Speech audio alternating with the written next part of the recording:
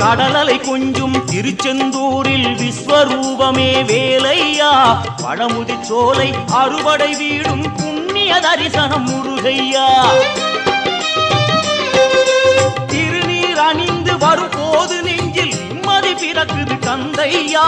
சுகனே சிவனார் மகனே உன்னை பாட பாட சுகமாகுதையா வேல் முருகா அரோகரா அரோகரா வேல் முருகா